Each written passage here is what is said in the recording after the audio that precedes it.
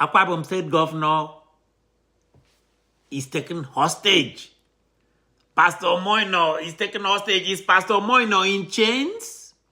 Many Akwa Ibomites tell me that right now, in December 2024, that Pastor Moino, I forgot, Dr. Moino, is not running Akwa Ibom, as some may believe.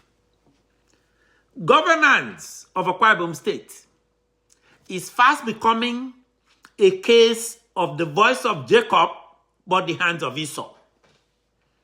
Who is really running the state? Is it Pastor Moino or former Governor Udom Emmanuel who handpicked him in the disgraceful primaries? Who, in actuality, is the real governor of Akwa Ibom State? Let him stand up. The word on the street, the word in the markets in Uyo, the word in the villages in Akwa Ibom, people are wondering, is this the case of Bola Tinubu in Lagos, essentially appointing Fashola, Ambode, and Sanwo-Olu, while still controlling the finances, while still controlling the power from behind of Lagos State? Is this what we have in Akwa Ibom today? Is that what is being copied and cloned in Akwa Ibom State today? A very poor state, rich in the money it collects, but the people are very poor. So Akwa Ibom tried this gambit. He tried it and failed. For example, Akpabio forcefully installed Udom Emmanuel. But Udom was controlled the first 2 years. After that, Akpabio could not control him. Today, they are sworn enemies. Senator Akpabio and Udom Emmanuel don't even speak. In fact, the Senate president, using his office from his perch in Abuja, has reportedly told some people that when the time comes, he will retaliate against Udom Emmanuel for this disloyalty. He's waiting for his opening. Senator Akpabio is a very cunning politician. He's waiting. The Senate president reportedly, these are in reports, cannot stand Udom Emmanuel and feels that Udom Emmanuel betrayed him. You know what they are betrayal? If you don't pay me every month from the coffers of the state for what I did for you, that's what the rumors we hear. This is what governance has turned into in Akwa Ibom State. Basically, you have plutocrat governors handing over the batons to their self-selected dupes. And Akwa Ibom people are suffering because of that. With the richness in Akwa Ibom, you don't even have public transport today. You don't have drinking water, portable drinking water. Is Pastor Boy not being held hostage? Is it just Udom Emmanuel or the other non-Akwa Ibom on Honans? Udom Emmanuel reported in the papers, visits Akwa Ibom from his home in Lagos. He doesn't live there. He visits Akwa Ibom at least twice a month, minimum. So people are wondering, is it him who is controlling this 30 billion naira derivation Umoino receives every single month? Who are the real rulers of Akwa Ibom today? This issue is relevant today, December 7, 2024. There's a lot of talk. Akwa Ibomites are frustrated. This has come about because Akwa Ibomites are frustrated with the ineptness of this Umoino government. I mean, recently, there was a video which the governor initially denied, but then appointed a commission of children, Akwa Ibom children, in boarding schools, secondary boarding schools, eating unhygienic food. That food was unhygienic.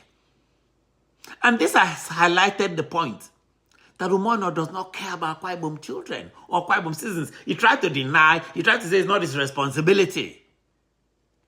He was helpless. He didn't know what to do when this story gained ground and was viral. People saw it all over the world. Pastor Umoino was helpless in handling this issue For weeks, he didn't know what to do. Sent out those journalists he normally has to write those articles. Maybe many suspect that Udo Emmanuel eventually said to him, why not set up a useless, cumbersome, unwieldy committee? And look at the members of that committee. A lot of them were appointees of Udo Emmanuel himself when he was governor. Appointed a committee to look into these disgusting videos of children helping themselves to food fit for animals. Many, many references were made that this food was fit for animals. This is a state that receives 30 billion naira every single month.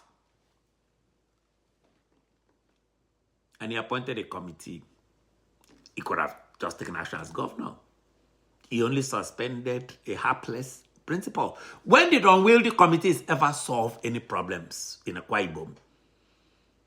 Or anywhere else? Did you see the committee? There's like 1,000 people in this committee. Where?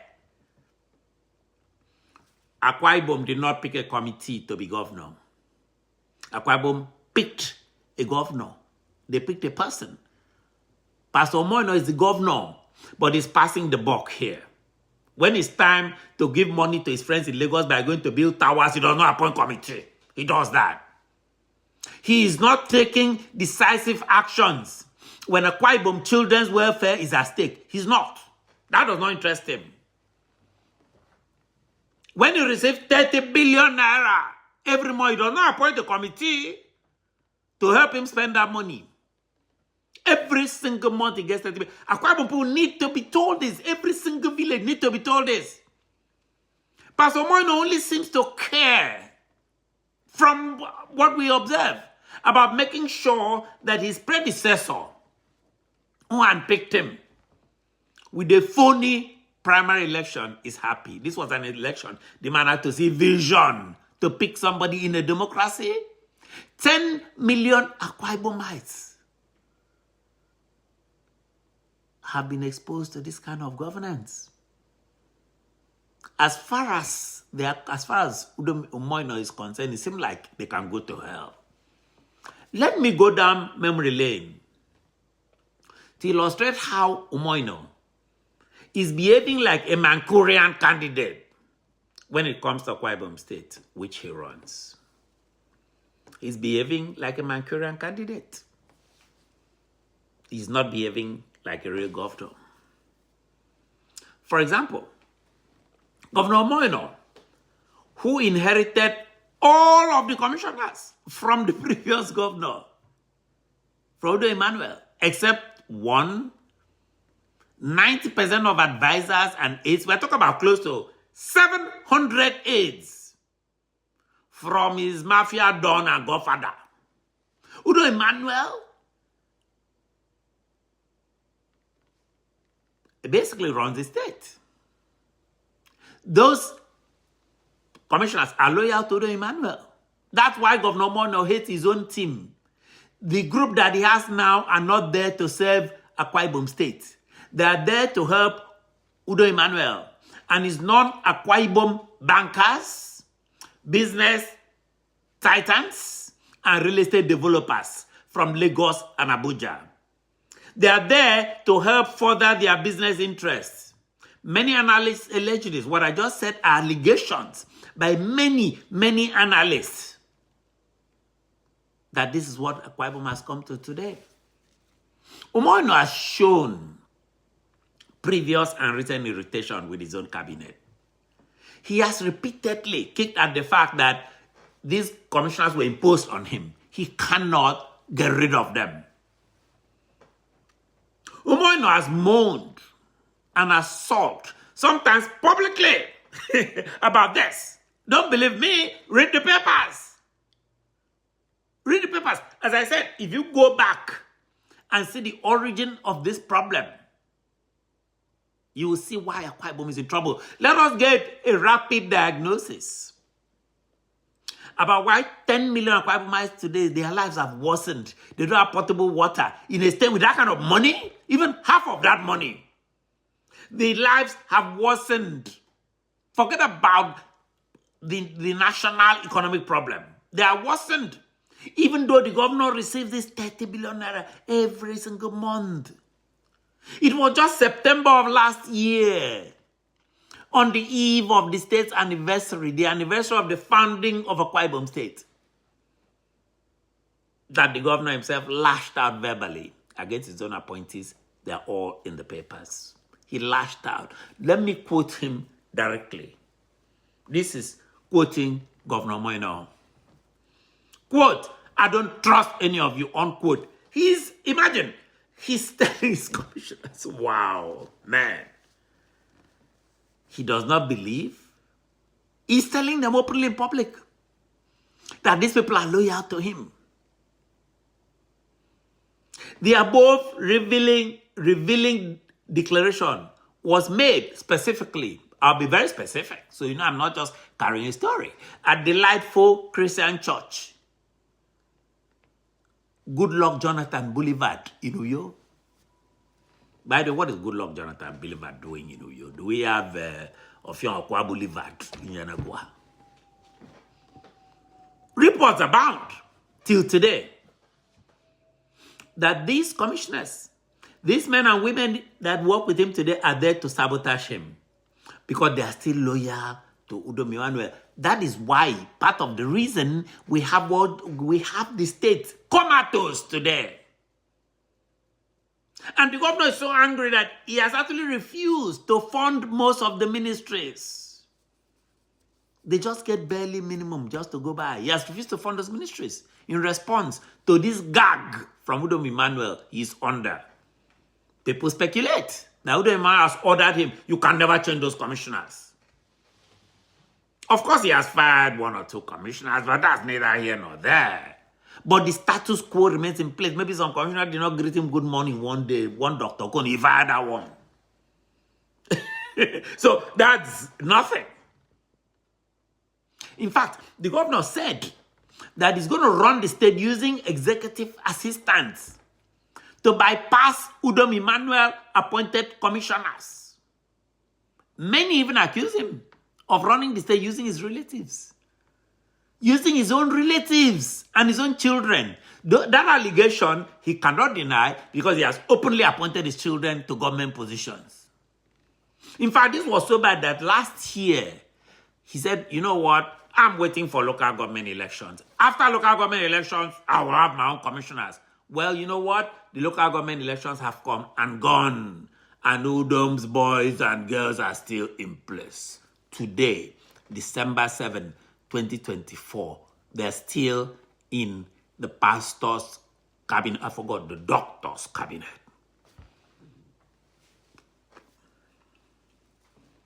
Governor Moino is truly in a fix. He's in a huge fix. Akwa Ibom citizens are hotly debating the state of affairs.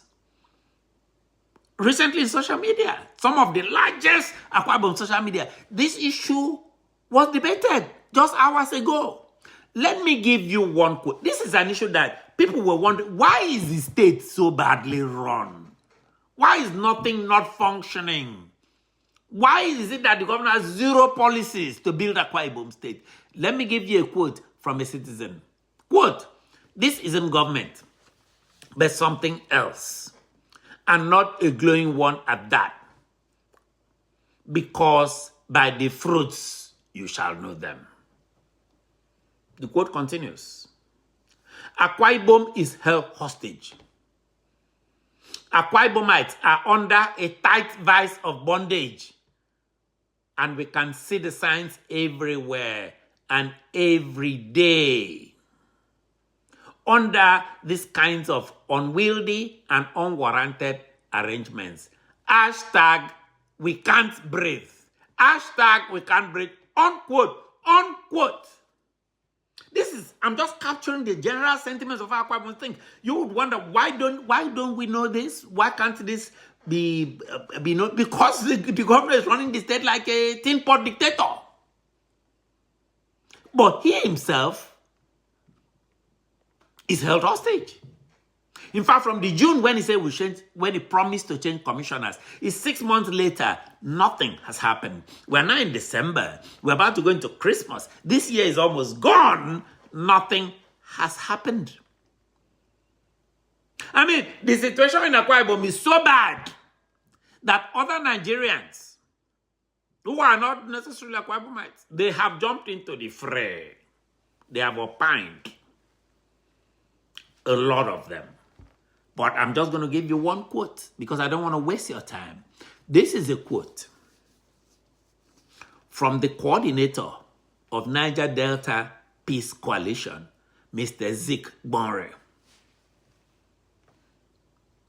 This is a quote from him. This is a man sitting in another state, but it's Niger Delta, I guess. So he feels, what is going on here?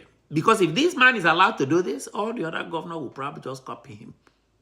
Quote, if he wants to sack, let him sack and stop disturbing the ears of Akwa Ibomites who didn't ask him for explanation.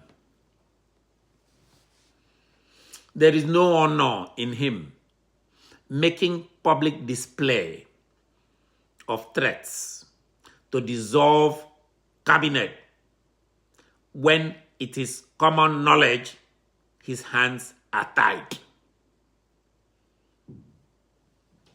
When it's common knowledge his hands are tied. The quote continues, and because his hands are tied, he brags about wanting to introduce some cosmetic, what he calls delivery advisors.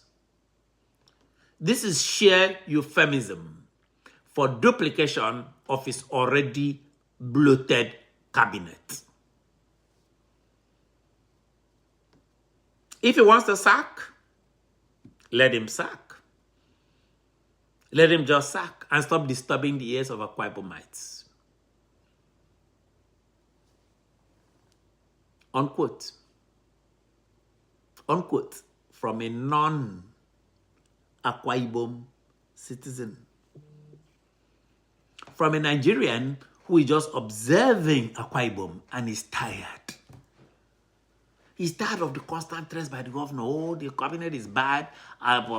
These people are terrible people. I am about to announce cabinet reshuffle. The governor goes on and on. He's very upset. He talks about how his commissioners are, not serious people. So sack them now. Are you the first governor? Have your own commissioners if it's that easy. This is why if you go get something this way, the way you got the governorship, you will be a victim to blackmail. Because that's what it's beginning to look like to many observers. Why can't the governor just fulfill his constitutional duties? Have a fresh cabinet. Announce your vision. Because he has never done it before. What does he want to do for Akwa Ibom State? Nobody knows. We are not talking of the billion naira press unit. He has like a huge press unit. We are not talking about that. Those people are just innocent people who are being offered jobs. I'm talking about the governor. The governor has never sat in front of Akwa Ibom people, to my knowledge, and told the people, look here, this is what I am going to do. This is what I'm going to do in terms of a vision.